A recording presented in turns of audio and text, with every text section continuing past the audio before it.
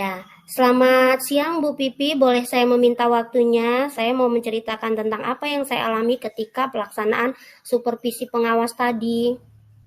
Baik, Ibu Mas Dinar, apa yang Ibu mau ceritakan kepada saya tentang kejadian tersebut? Monggo silahkan.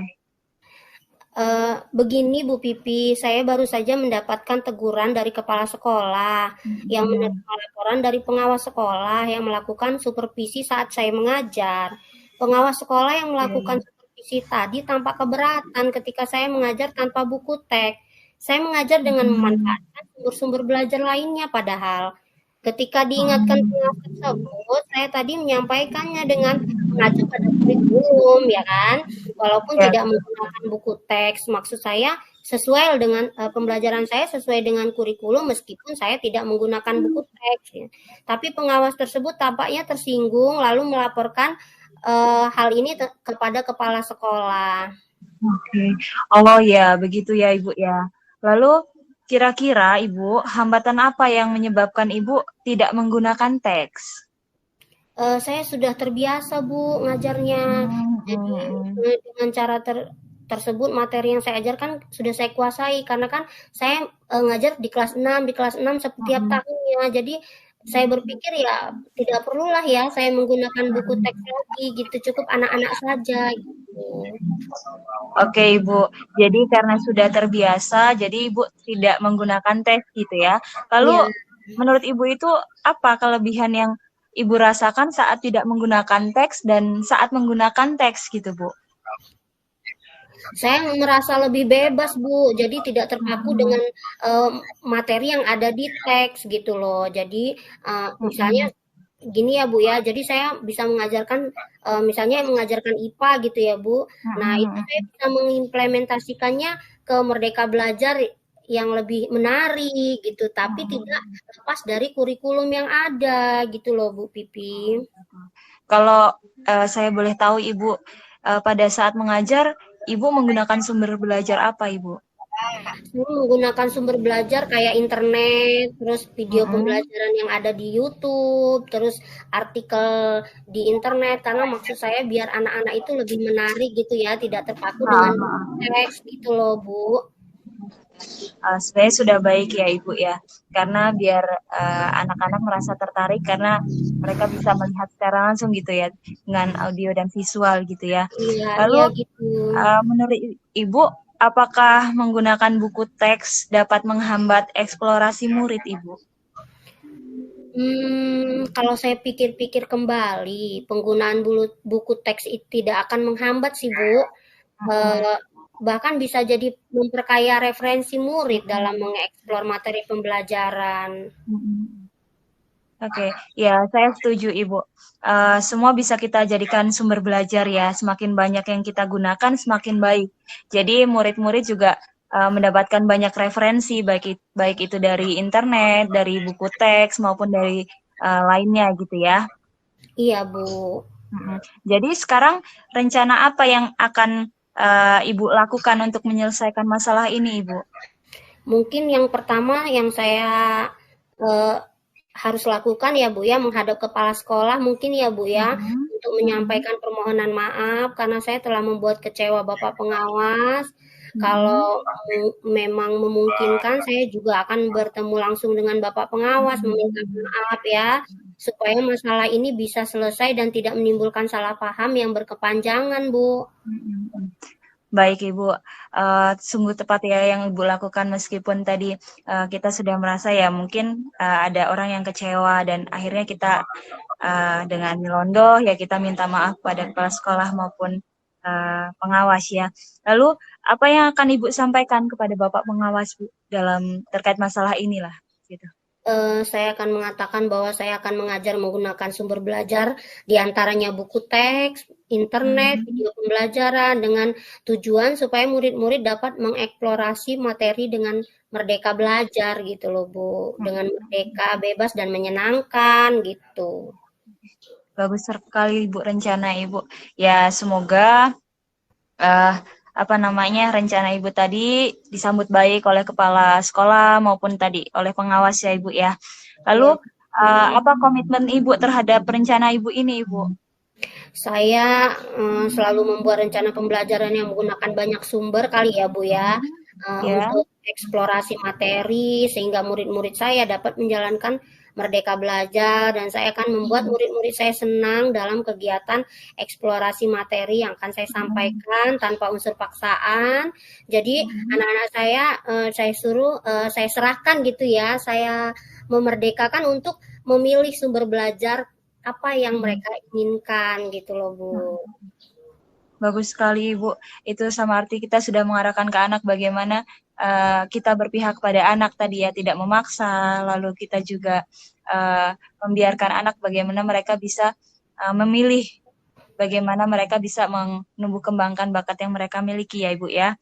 Iya Bu. Lalu mudah-mudahan semua dapat berjalan dengan lancar dan sesuai harapan Ibu Mas Dinar ke depannya. Jadi tadi tidak akan terjadi lagi rasa kesalahpahaman dari kepala sekolah atau baik pengawas pada saat supervisi-supervisi yang mungkin nanti akan dilakukan lagi gitu ya Bu ya. Iya Bu, terima kasih ya Bu Pipi atas waktunya. Terima kasih sudah mau sharing. Mudah-mudahan kita menjadi guru yang dirindukan oleh murid-murid kita ya Bu Pipi. Terima kasih. Ya, sama-sama Ibu Mas Dinar, tetap bergerak, tetap semangat untuk memajukan apa yang sudah berjalan dengan baik dalam percakapan. Jadi saya merasa bahwa dalam diskusi tersebut tadi, dalam kita praktik coaching, beberapa aspek sudah berjalan dengan baik. Kita melibatkan pemahaman konsep coaching dalam pendidikan, keterampilan komunikasi, dan terjadinya dua arah gitu ya Bu, sudah berkembang dan menyenangkan. Meskipun di awal Vivi ngerasa gugup lah. Lalu kemampuan menyampaikan ide-ide secara efektif kepada coach gitu, tidak ada penghakiman atau judgement gitu. Jadi kita berhasil menahan diri juga untuk tidak memberikan solusi atau menceritakan pengalaman kita kepada coach saat kita menjadi coach ya. Jadi itu yang untuk pertanyaan nomor 1. Lalu yang kedua, apa yang masih perlu diperbaiki atau ditingkatkan? Jadi saya merasa meskipun tadi sudah berjalan dengan baik, tapi tetap terdapat aspek-aspek yang memerlukan perbaikan, beberapa keterbatasan dalam menahan diri tadi, meskipun ya tadi kayaknya gemes pengen nyeritain pengalamannya, lalu pengen ngasih solusi untuk Bu Mas Dinar gitu ya. Mungkin Bu Mas Dinar juga terjadi seperti itu juga, perasaannya juga sama, tapi kita juga harus berani menahan diri atau meredam ego kita untuk tidak melakukan hal tersebut. Dan selain itu juga coach harus menguasai konsep dan menyiapkan daftar pertanyaan apa saja yang termasuk dalam alur Tirta. Mungkin tadi yang Vivi sudah siapkan sepertinya kurang, mungkin ada juga lah belum termasuk dalam pertanyaan-pertanyaan yang berbobot, mungkin itu nanti yang perlu Vivi tingkatkan gitu. Lalu yang ketiga, pertanyaan ketiga, apa yang Bapak Ibu lakukan untuk tetap dalam kondisi present atau kehadiran penuh sebelum dan saat melakukan coaching? Jadi menurut Vivi tadi kita tetap hadir sebagai sebelum dan saat coaching. Akan lebih juga mungkin dalam kondisi musim yang seperti ini, perubahan dari yang kemarau mau ke musim hujan, tetap dijaga kesehatannya itu rasa mungkin juga sangat penting dengan tugas-tugasnya di sekolah meski banyak. Jadi tetap jaga kesehatan agar bisa fokus gitu dalam melakukan tugas yang ini. Membatasi diri dari hal yang akan mengganggu fokus ya, meskipun ya tetap mau diarahkan fokusnya ya, pasti kadang kita bisa juga terbagi, tapi itu bagaimana cara kita untuk ya bisa fokuslah dalam praktik coaching tersebut gitu.